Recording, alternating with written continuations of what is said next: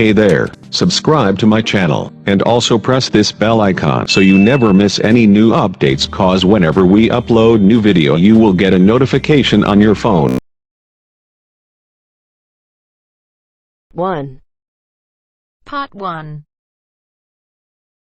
You'll hear a telephone conversation. Now you have some time to look at questions 1 to 6.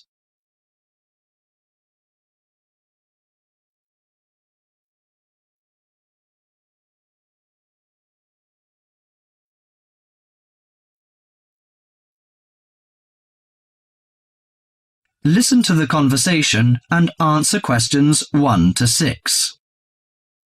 Good morning, Country Comfort Albury. Oh, hi. I'd like some information, please. I'd like to find a double room to stay for the weekend. What kind of rooms do you have? Well, we provide a variety range of accommodation depending upon your likes. The guest house room costs $45 per night. It provides air conditioning and shower, and a waterfront room costs $80 per night. It has got its own balcony overlooking the foreshore of the lake. We've got a kid. How do you charge for children? Extra bedding is available if you require that. If the kid is aged 12 and below, the cost is $10 per night for the guest house room and $15 for the waterfront room. Do you have a swimming pool, tennis court, or something like that? Yes, we've got a swimming pool, which is free for all the guests. But the tennis court charges $8 each hour, including the rent of rackets. How about other facilities? We provide free off-street car parking and internet access. We also installed in-house movies, but that costs $4 per hour. Oh, we don't think we need that. Because of the kid, you know. We don't want him to see movies on the weekend. Well, we also offer ironing equipment in the room. That's useful, I think.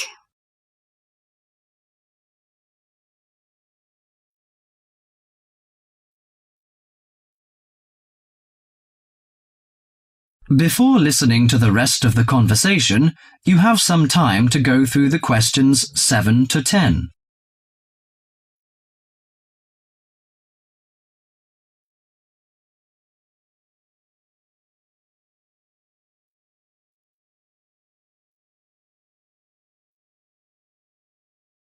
Now listen to the last part of the conversation and answer questions 7 to 10. Great! Could you tell me the address? How do we get there? Yes, it's Country Comfort Albury, ALBURY, at 648 Dean Street, New South Wales. 648 Dean Street, DEAN, is that right? Yes. Well, I wonder what activities are available there in this season. You know, we want to have an indulgent weekend in the boring winter. Oh, you'll not get bored here. You know, Albury is the perfect base for alpine skiing. Besides that, winter's frosty alpine air encourages walks through mist-laden valleys. You can walk alongside rushing streams and waterfalls. After returning to the warm and comfortable lounge, you can sit by the open fire. I think this is the ideal time of year to nourish your body at the Salus Spa. The idea of skiing doesn't appeal to me very much, but it sounds good to have a relaxing walk through the valleys. Maybe after that, I'll have a massage and some soaking in the spa. And you know, this hotel is perfectly located in a quiet position off the main highway in central Albury. It's within walking distance of licensed clubs, restaurants, shops, and the central business district. It's known for its excellent cuisine and warm Australian hospitality. Good. It's a good idea to taste the tasty dishes in one of the restaurants. My wife may be interested in shopping. She's always keen on that. I think I'll contact you later. Thank you very much. That is the end of part 1. You now have half a minute to check your answers.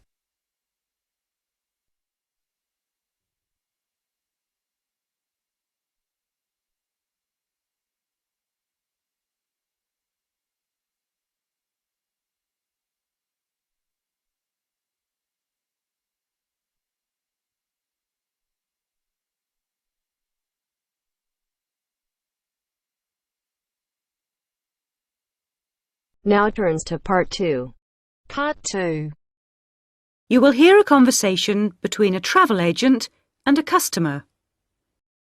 First, you have some time to look at questions 11 to 17.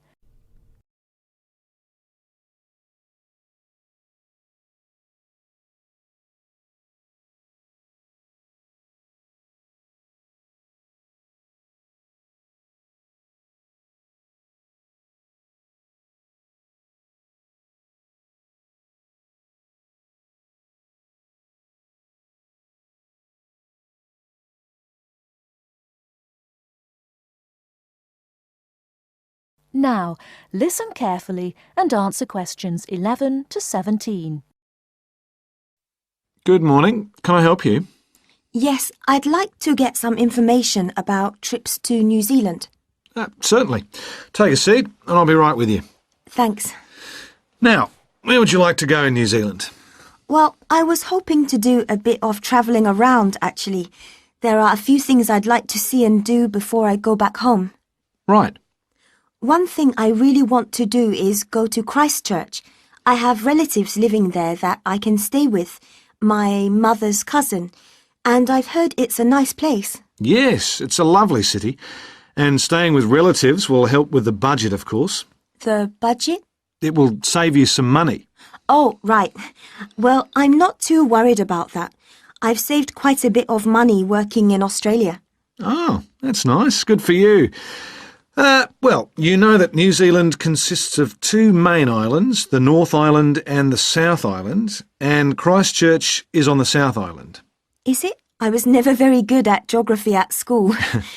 Do you have a map I could look at? Sure.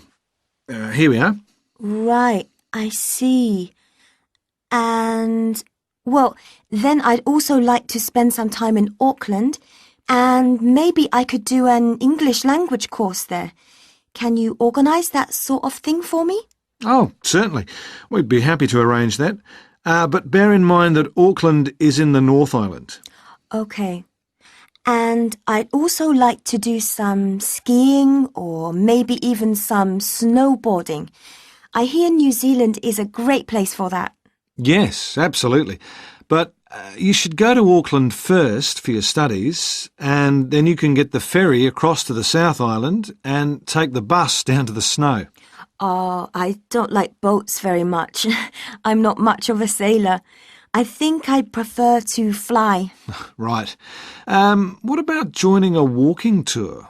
That could be really fun. Not sure about walking, but joining a tour might be a good way to travel because then I might make some friends my own age. Now, let's get some details. Can I have your name, please? Yes, it's Su Ming Lee, but you can call me Sue. OK, Sue. And what's your address here in Melbourne? I'm living with my aunt in the suburb of Kew. It's 29 Lock Street. That's L-O-C-H, not L-O-C-K. Do you have a phone number that I can get you on? The best thing would be if I give you my mobile. I always have it on me. It's 0402 558 992. OK. And when do you want to travel? Because you'll need to be down south in July or August. Oh, yes, of course. That's winter, isn't it? So I better go to Auckland in May. Yes, let's say departing from Melbourne on the 1st of May, that's a Saturday, and then you could begin your course on Monday the 3rd. That sounds great. And how long would you like to study for? A month, 2, 3? What do you think? Well, I'll probably need more than a month. What about 8 weeks until the end of June? Fine. I'll see what I can do. Oh, and how would you like to pay for this? On my Visa card, if that's possible.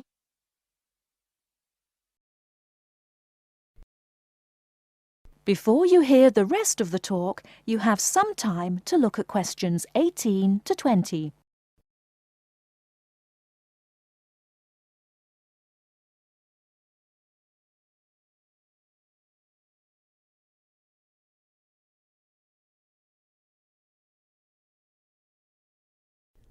Now listen and answer questions 18 to 20. Hello, Sue. It's Angelo from Cosmos Travel here. I've booked your flight and I've found you an English college called the Harbour Language Centre. Great. Where exactly is that?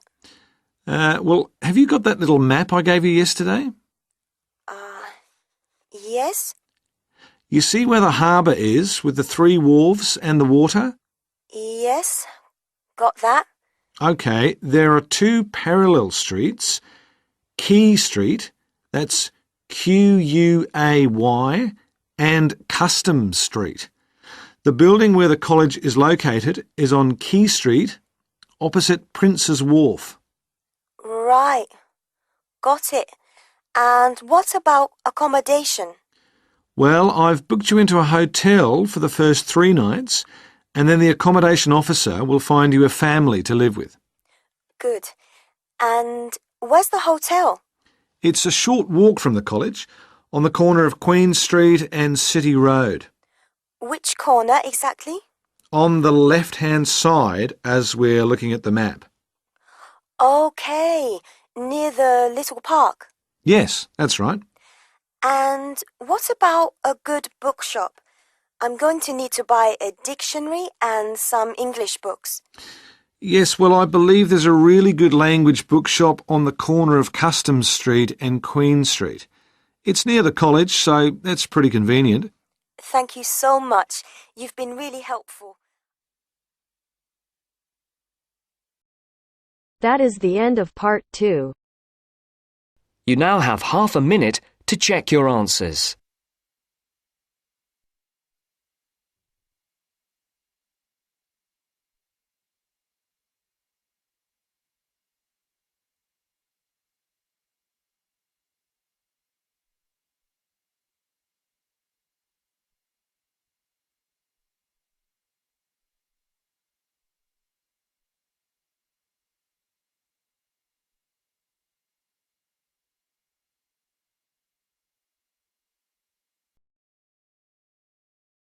Now turns to part 3. Part 3. You will hear a conversation between a student, Dave, and his tutor about a project that Dave has done about work placements. First, you have some time to look at questions 21 to 25.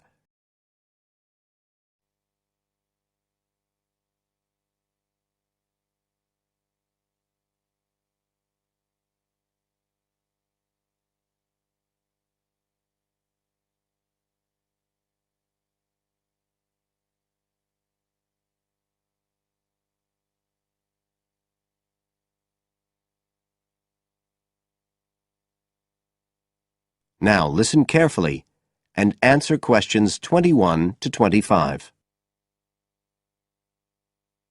Good afternoon, Dave. Come on in and take a seat. Hi, Dr. Green. Thanks. Oh, hang on a minute. I'll just find the first draft of your project paper and we can have a look at it together. Now, yours is the one on work placement, isn't it? Yeah, that's right. So what made you choose that for your project? Well, I suppose it was because sending students off to various companies for work experience seems to be such a typical part of educational courses these days. I mean, even school kids get to do it. But I felt everyone just kind of assumes it's a good thing. And I guess I wanted to find out if that's the case. But you don't look at schools or colleges, right? You've stuck to university placement schemes. Yeah, well, I quickly found that I had to limit my research. Otherwise, the area was just too big. Do you think that was okay? I think it's very sensible, especially as the objectives might be very different. So how many schemes did you look at? Well, I sent out about 150 questionnaires altogether. 50 of each to university authorities, students and companies. And I got responses from 15 educational institutions and 30 students in 11 individual companies. Great. That sounds like a good sample. And who did you send your company questionnaires to? Well, the idea was to have them done by the students' line managers. But sometimes they were filled in by the human resources manager or even the owner of the company. Right. I didn't find a full list anywhere. So I think it's very important to provide that, really. You can put it as an appendix at the back. Right. I've got a record of all the respondents, so that'll be easy. I hope other things were okay. I mean, I've already put such a lot of work into this project, identifying the companies and so on. Oh, I can tell. I think you've done a good job overall. You now have some time to look at questions 26 to 30.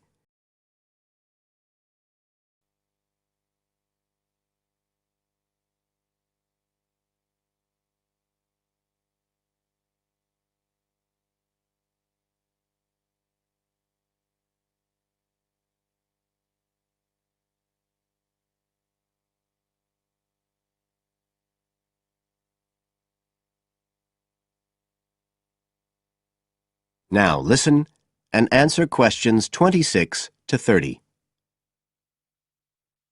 I thought your questionnaires were excellent, and you'd obviously done lots of background reading, but there were a few problems with the introduction.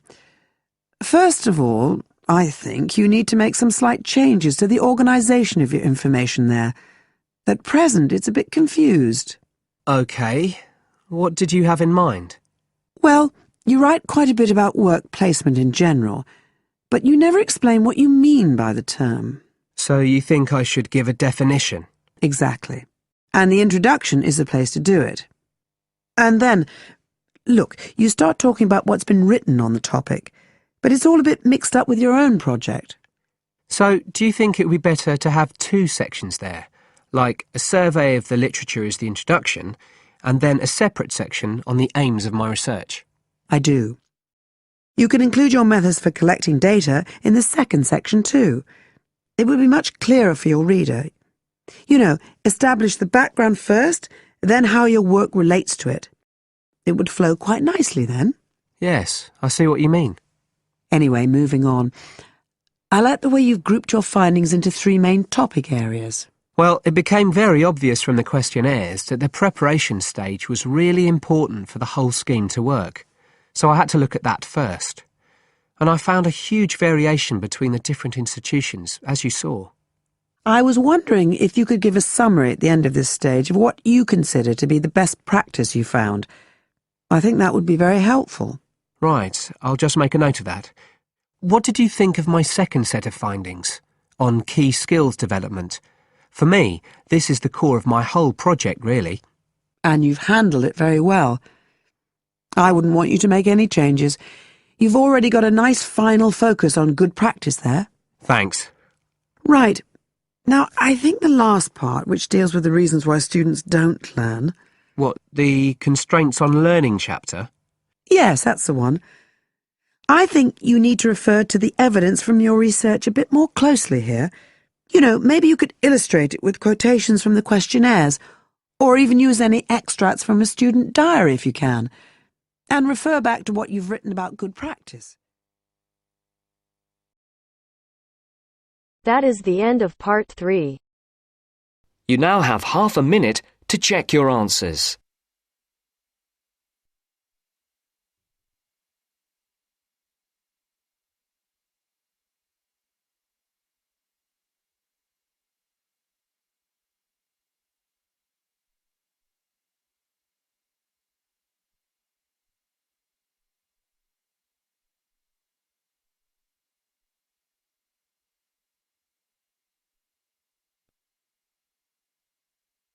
Now turns to part 4. Part 4. You will hear an extract from a talk about student health, and specifically about ways to avoid headaches. Listen to what the speaker says and complete the summary. First, look at questions 30 to 40.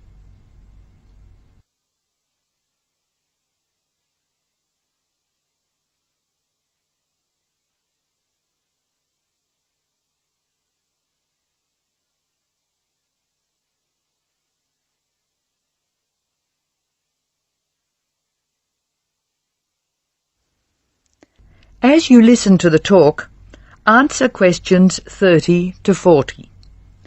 Complete the summary.